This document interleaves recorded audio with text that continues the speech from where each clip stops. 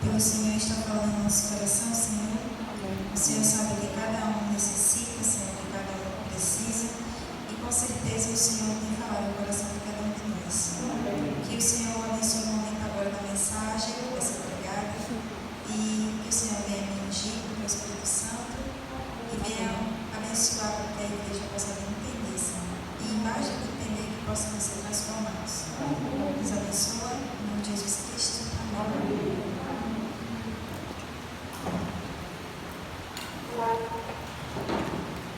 O título da mensagem, do seminário de hoje é O Ideal de Deus para a Minha Vida. Eu acredito que cada um de nós, em algum momento, já parou para pensar o que Deus quer de mim, o que Deus deseja de mim, né? Em várias áreas da nossa vida, né? No trabalho, com certeza, se a gente é uma pessoa que se dedica no que faz, a gente se pergunta: o que eu posso melhorar? O que eu posso fazer melhor, né, na minha profissão, né, aqui, né, nessa faculdade, né, que eu estudo? Como eu posso me desenvolver melhor? O que Deus espera de mim? Principalmente a gente que é cristão, a gente se pergunta isso. Como eu posso testemunhar de Deus? Como eu posso estar mostrando Deus para as pessoas? Né? O que Deus quer realmente de mim?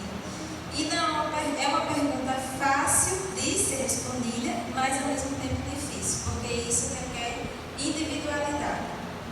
O que Deus quer de mim é algo que Ele não vai exigir de você. Ele exige algo de você e exige algo de mim. Mas que ao mesmo tempo precisa-se de algo que todos nós temos que ter, porque senão não vamos conseguir, né? Então, o texto que a gente vai abrir primeiramente está lá em Isaías 43, verso 7.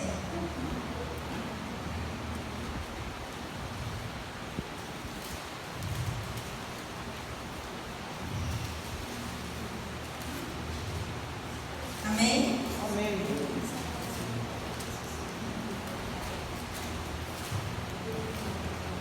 Isaías 43, versículo 7, diz assim: Todos os que são chamados pelo meu nome e os que criei para a minha glória, sim, aqueles que formei e fiz. Amém? Amém. Então, de acordo com esse texto, Deus, Ele nos criou e Ele nos formou para o quê?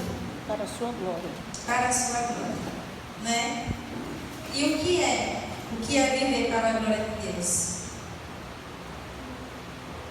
Você responda para si mesmo: como eu posso viver para a glória de Deus?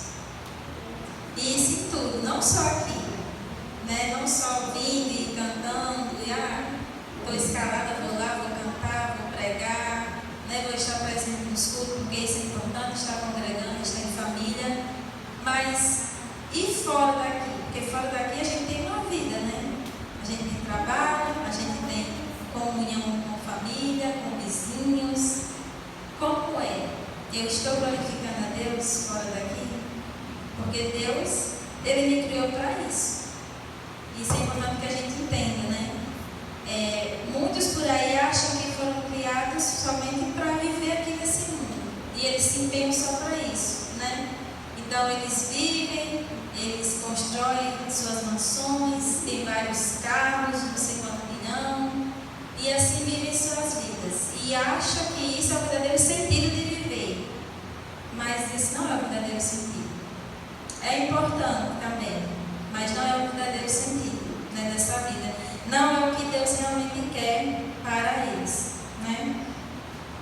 Aqui no texto tem um texto que está lá no livro Serviço Cristão, página 10, que diz assim: a cada um foi atribuída a sua obra, e ninguém pode substituir o outro. Cada um tem uma missão de admirável importância, a qual ele não pode negligenciar ou passar por alto, uma vez que o seu cumprimento, né, o cumprimento dessa missão, ela envolve o bem de alguma alma. E a negligência da missão também envolve a ruína de uma criatura por quem Cristo morreu. Então, esse texto é forte, né? Mas é necessário também a gente entender isso. Que eu tenho a minha missão. Você também tem a E se eu negligenciar, eu vou estar pondo em risco a vida eterna, a salvação de alguém. Quem são essas pessoas? São alguém que está lá em São Rafael, lá em Angicos. Eu preciso ir lá, então eu preciso ir lá fazer evangelismo. Eu já parei de pensar assim. Tem lugares que é tão difícil assim da gente pregar a palavra, que não tem influência, não tem igreja. Então vamos se reunir, vamos para lá fazer evangelismo, não sei o quê.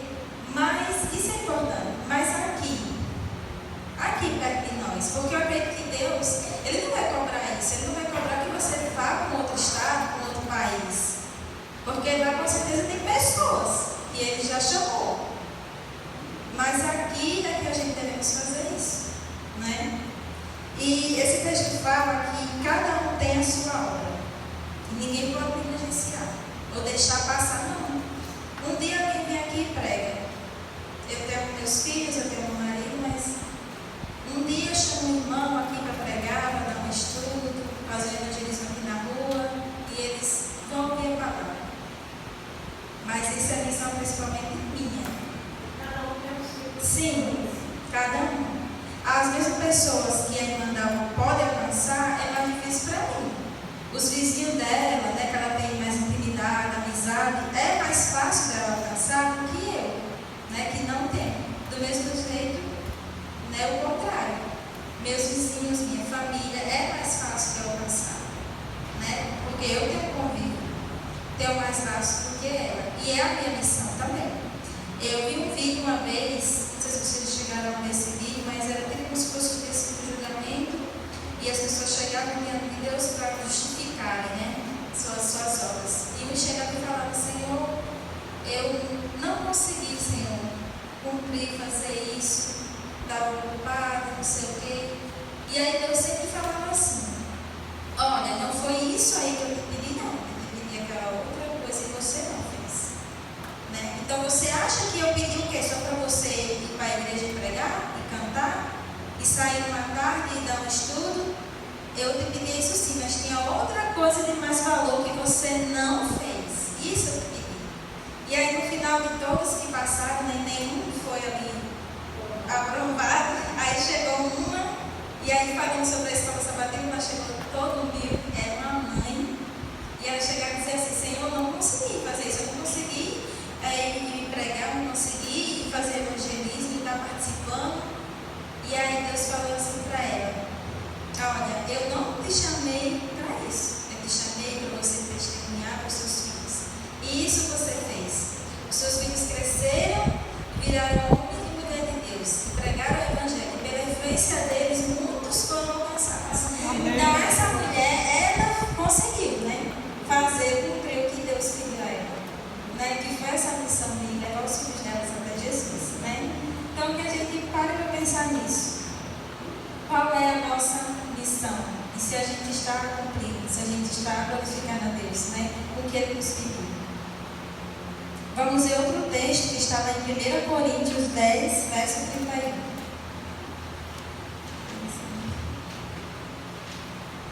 Esse aqui é muito conhecido. A gente sabe de qual, né? 1 Coríntios 10, 31. Amém? Amém. Vamos ler todos juntos, que eu acredito que se até sem olhar a gente cita, né? Então vamos lá? Portanto, se vocês comem ou bebem ou fazem qualquer outra coisa, façam tudo para a glória de Deus. Amém? Amém. Esse texto é muito claro, né? E eu, assim, quando eu estava estudando esse seminário, eu achei interessante assim, que Paulo começa falando sobre comer e beber, né? Ele começou falando sobre isso, sobre coisas que muitos cristãos negligenciam a sua alimentação, se a sua alimentação está glorificando a Deus. Não é uma coisa assim que a gente nota muito. Geralmente assim, quando a gente está num lugar público, se a gente estiver andando na rua, eu acredito que isso já aconteceu com você, já aconteceu comigo várias vezes. Tinha gente que nem me conhecia e passava e dizia: pai, senhor, irmã, ô irmã, me chamava assim só pelo meu vestir, né? A forma que eu estava vestida. Mas ninguém nunca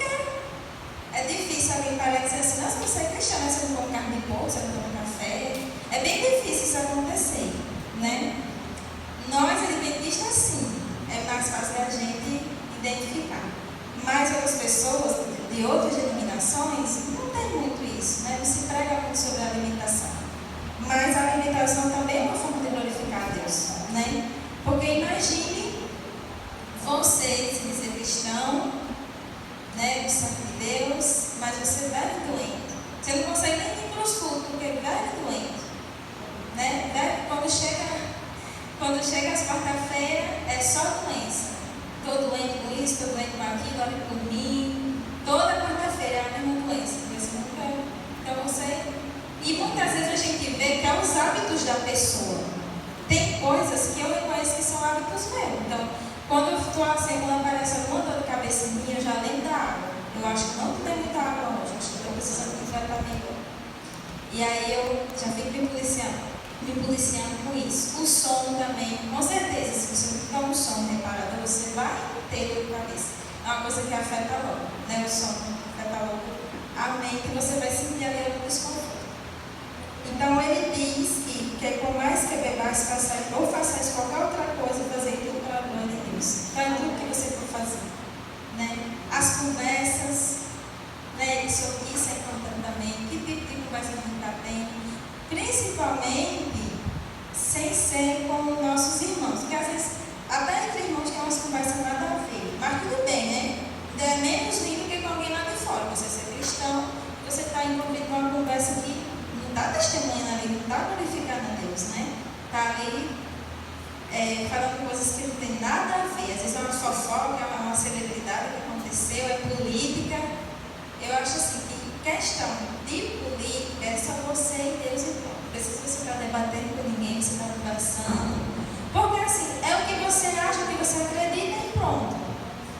Ninguém vai mudar sua opinião. Como você também não vai mudar de ninguém. Então, para que está debatendo? Né? Para que está entrando em conflito? E outra, e sabendo ainda mais que fulano ou ciclano que estiver lá no poder vai fazer a mesma coisa. Se corrompe, felizmente, né? Quando for o momento de sair o decreto, pode estar o mais lindo, o mais bom lá. Ele vai se unir. Ele vai se unir para aprovar a lei, entendeu? Então não precisa a gente ficar com isso, né? A gente tem que fazer nosso papel como cidadão, que nós temos, mas vigiando a forma que a gente está agindo. Então é bom parar e analisar com muita atenção, né, tudo aquilo que a gente faz. E aqui o sermão faz uma pergunta muito interessante. Diz assim: como viver para a glória de Deus a cada dia? Como o teu estilo de vida? Isso te preocupa? Quando você para pensar, eu estou vivendo para a glória de Deus, isso tem preocupado você? Ou tem deixado você alegre? Você pensa, não, eu estou vivendo, eu estou fazendo o meu melhor, o meu máximo cada dia. Ou isso te preocupa porque você sabe que não está fazendo? Porque a gente sabe, né? A gente sabe, o outro pode não saber, mas a gente sabe que eu não estou me alimentando bem, minha vestimenta não está legal, né? Minhas ações dentro de casa, como que eu trato meus filhos, meu marido, meus familiares, não está legal mesmo, a gente sabe, né? O apóstolo Paulo diz que nós somos feitura de Jesus, criados em Cristo para boas obras, as quais de antemão Deus preparou para que andássemos nela. Então aqui está o segredo para uma vida de obediência. Pedir e permitir que o Espírito Santo nos guie cada dia. Amém? Então essa é a única forma, né? É pelo Espírito Santo. Por nós mesmos nós não conseguimos. Tanto que tem situações que a gente diz assim: eu fiz isso de novo. Eu peço tanta Deus para não fazer, mas eu fiz de novo. Eu já falei de novo, porque só tem aquela palavra, aquele comentário, né? Porque a gente não tem pedido. A gente não tem pedido. Não tem deixado, não tem permitido que Ele age em nós. Quando vem, a gente já, como desvitado, colocou os pés pelas mãos, né? Já fez o que não deveria. Mas Deus nos diz que Ele nos criou para glorificar Ele. E se nós buscarmos Ele, Ele irá fazer essa obra em nós. Amém? Como Ele diz, Ele irá completar aquilo que Ele começou. Amém? Se quisermos ter uma vida de obediência que glorifica a Deus, devemos deixar que Ele opere em nós. Pois, Se não deixarmos, mais cedo ou mais tarde iremos nos deparar com o fracasso. Fazer tudo para a glória de Deus é uma missão impossível para aqueles que não se entregam ao Espírito Santo.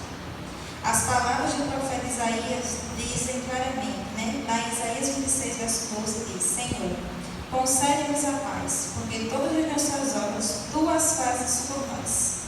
Amém? Amém. Então, Cristo é que faz tudo em nós, né? Tanto querer como efetuar, né? Até aquilo de bom que a gente quer fazer, é Deus que faz em nós, não é verdade?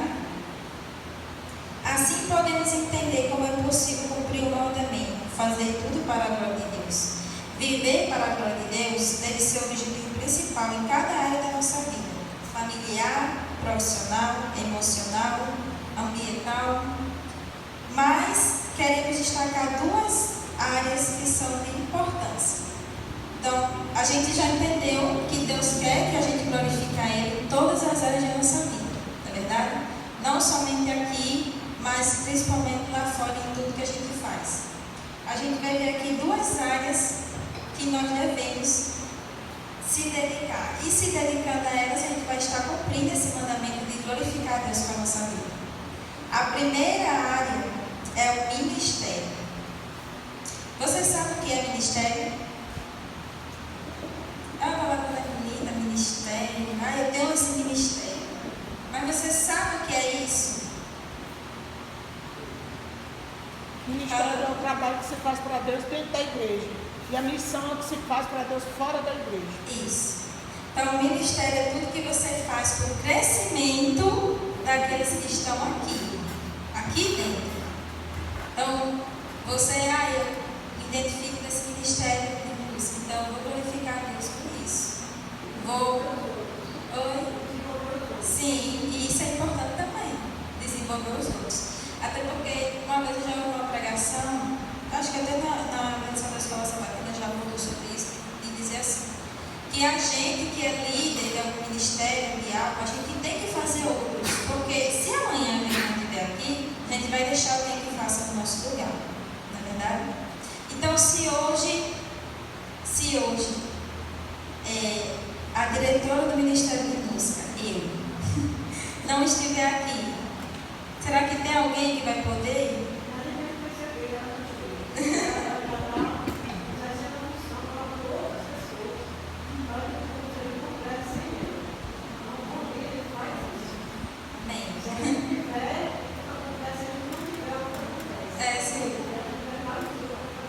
Exatamente, tem que ser assim, não é verdade? Então aqui tem uma pergunta que é para cada um de nós refletir. Depois que você se tornou membro dessa igreja, ela melhorou ou ela piorou? Misericórdia. Se piorou, misericórdia, né? Mas se melhorou, amém. Você está ajudando. Então, a pergunta é: o que é que você pode fazer para melhorar? Porque tem aqueles que vêm piorar, infelizmente. Porque aparece o problema, aí alguém vem com a solução, mas para ela a solução não presta. Não acho não, mas ela não dá a solução. Ela só exalta o problema, mas a solução que é boa ela não traz. Ou seja, ela é o problema. Ela é o problema, já tem um problema e ela se torna outro, né?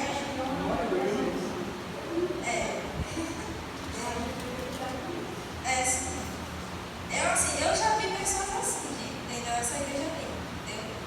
E eu ficava assim, meu Deus, mas é uma coisa interessante. A pessoa não faz nada e acredita que quem faz. Porque quem não trabalha, dá trabalho. Isso é verdade. Então, se pergunte isso. Desde que você se tornou membro, você vê o quê? O que você tem feito para a igreja melhorar?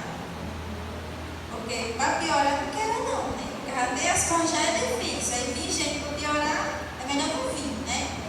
Ou deixar parado. Porque às vezes aquela igreja que entra e sai é a mesma coisa, também não muda nada. A gente quer mudança, né? Tem alguém que vem e some com a gente, não é verdade? Amém. Amém. Em nome de Jesus. Então aqui tem alguns exemplos para ajudar vocês, porque eu sei que alguns podem não saber muito bem o seu ministério, como desenvolver seus dons e que encaixa, tem pessoas que têm essa dificuldade, né? Então aqui diz assim, ó, um exemplo. Se eu sou uma pessoa que gosta de ministrar para irmãos da terceira idade, eu posso fundar um ministério voltado para esses irmãos. Então, se eu sou uma pessoa que eu gosto, tenho facilidade de lidar com esses irmãos, eu posso fundar um ministério que ajude eles, né? Sim. Aí tem outro exemplo. Se eu sou um pai bem-sucedido na educação dos meus filhos, eu posso estabelecer um ministério de aconselhamento aos pais que têm filhos nessa idade. Isso aqui é muito importante, né? Porque todos nós que somos pais, nós sabemos a dificuldade que é. Então, assim, se você tem algum dom aí, eu sei, né, como ensinar ali, cada fase, então eu vou ajudar. Estou vendo que o irmão está com dificuldade. Às vezes é uma mãe que é solteira, né, não tem o pai para ajudar, ou o pai. Então eu vou ajudar. Né? Se eu estou vendo tem alguma dificuldade, eu vou ajudar. Isso é importante, né? E isso a gente já vê muitos profissionais fazendo. Tem muitos profissionais hoje em dia, né, de todos os tipos que aconselham, desde que a criança sai da nossa barriga até grande. Porque está nessa fase, não sei o que, aí começa e vai dizendo. Pronto, nem Josué. Josué está na fase de que se ele ouvir um não, o mundo desabou. Parece que o mundo está caindo em cima dele. Acho que os vizinhos acham que todo dia leva uma surradinha, porque ele não pode ouvir um não. Que começa, é um choro. Parece assim que eu dei uma surra nele bem grande, sabe? Aí eu deixo ele lá, chorando. Eu digo, Josué não pode. Aí eu tento conversar, ele não quer, enquanto fica aí, chora. Deixa aí ele ali.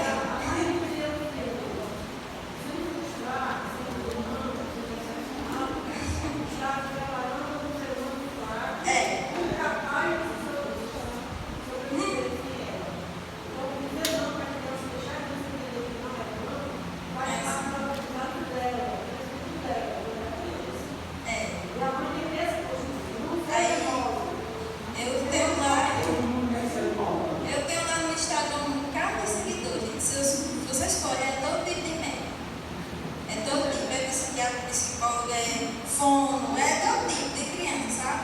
Aí eu fico lá vendo os vídeos. Aí você tem que acolher, você tem que dizer a ele que não pode, não lhe bater, nem ser indiferente ao que ele está sentindo, porque você sabe expressar quando você está frustrado. Ele não sabe, a expressão dele é no choro. Então você tem que acolher ele, não sei o quê. Aí tem dia que funciona, tem dia que não funciona, né? Mas a gente tenta. E assim vai seguindo, né? Esperando que essa fase passe. Não sei qual será a próxima, porque diz que sempre vem uma mais difícil, né? Mas que venha, né? Tem que vir, não é verdade?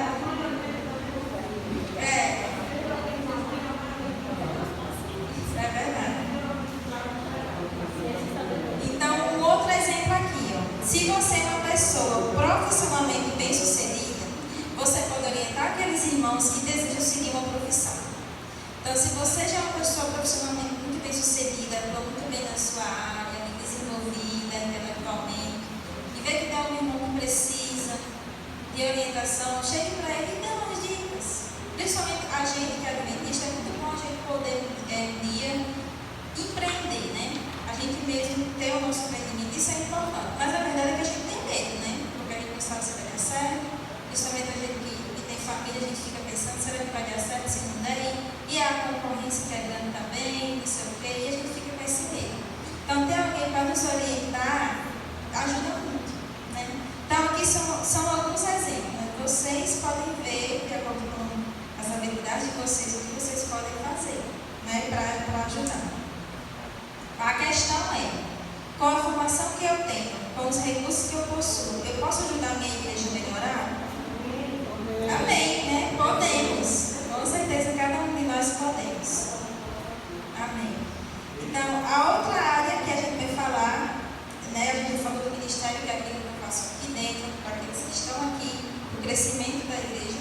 E a outra área é a missão, que essa também é muito importante, né? Que é aquilo que eu faço lá fora, para aqueles que estão lá fora, né? Que não conhecem ainda, que não tomaram a decisão.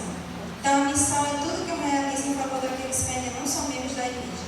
Meus vizinhos, familiares, amigos, colegas de trabalho. E a missão é primeiramente responsabilidade minha, depois de todos os outros membros da igreja. Isso é bem importante.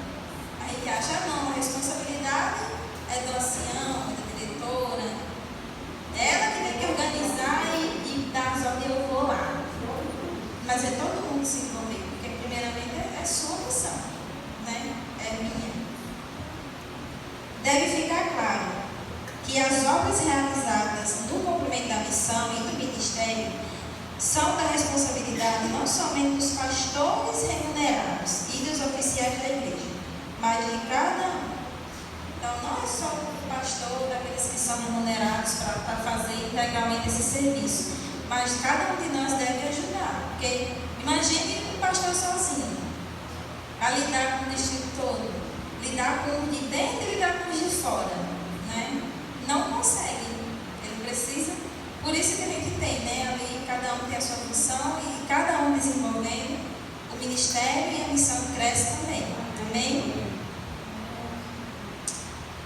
Lá no livro Caminho a Cristo, na página 59, diz assim: Deus poderia ter confiado aos anjos celestiais a mensagem do Evangelho e toda a obra de amoroso ministério. Poderia ter empregado outros meios para realizar o seu propósito, mas, em seu infinito amor, ele preferiu tornar-nos cooperadores seus, de Cristo e dos anjos, a fim de que pudéssemos participar da bênção, da alegria e do erguimento espiritual que resultam desse abnegado ministério. Então, esse texto também é um texto conhecido. Por que Cristo me chama através dessa missão? Se ele poderia ter enviado os anjos. Porque quando a gente cumpre o ministério, quando a gente cumpre a missão, a gente está também se salvando. É a gente, né? O outro também se beneficia. Com certeza, quando a gente sai de tardezinha, né, afastado, para ir dar um estudo, quando a gente dá um estudo, que a gente sai da casa da pessoa, a gente sai leve, feliz, né? Porque a gente viu que a gente levou a mensagem que a gente está cumprindo, que a pessoa entendeu. Então, isso deixa a gente feliz. Isso fortalece a gente. A gente só vindo para a igreja não é a mesma coisa de a gente vir e também a gente ir para a missão. Não é. A gente ir para a missão fortalece tanto quanto está aqui dentro também. Então, novamente, vem a pergunta: depois que você se tornou adventista do sétimo dia, a igreja melhorou ou piorou no cumprimento do ministério da missão? Você se apresenta como a solução dos problemas ou é o problema? Nosso desafio cada dia é viver para a glória de Deus e estar pronto para a segunda vinda de Jesus. Amém. Amém? Então, não importa como temos vivido até aqui, o Espírito Santo vai operar em sua vida, se você deixar. Amém? Amém. Então, eu não tenho cumprido, eu vejo que eu não estou aí, encaixada aí nesses requisitos. Não estou glorificada dentro do ministério, não tenho ido cumprir a missão, mas hoje eu decido fazer isso. Amém. Amém. Então, que hoje nós possamos fazer isso. E nós possamos deixar que Cristo nos use para aquilo que Ele nos criou. E foi para a glória dEle. Amém? Amém. Glória a Deus. Então, eu peço aos irmãos que fiquem em pé. E peço aos meninos da sonoplastia para colocar Tua Palavra e Tua Vontade, Adoradores 2. E vamos cantar juntos.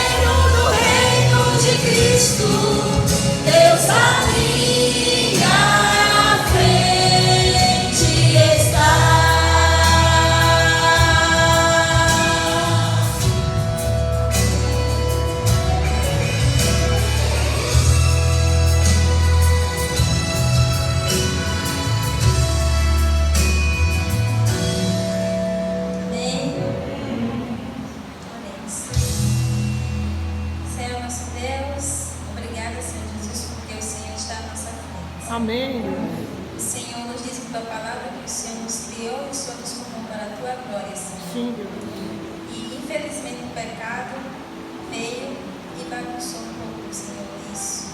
Mas nós sabemos que por meio de Jesus nós podemos, Senhor, novamente glorificar o teu nome. Amém. Pedimos ao Senhor que, através do teu Espírito Santo, Senhor, que Ele venha fazer essa obra em nós. Amém. Se até aqui a gente não tem glorificado o Senhor, meu Deus, seja no ministério da igreja, seja na missão, em tudo que a gente faz lá fora, que o Senhor nos perdoe.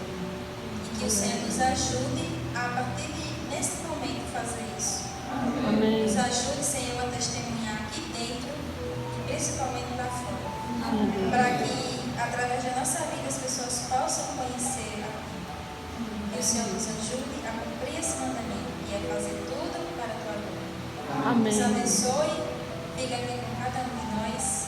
Pedimos, agradecemos, pedimos que o Senhor nos acompanhe e fique conosco, Senhor, em nossos lares, e que mais tarde nós possamos estar, Senhor, no campo missionário. Amém. Glorificando o teu nome, Senhor, que tudo venha ser para a tua glória.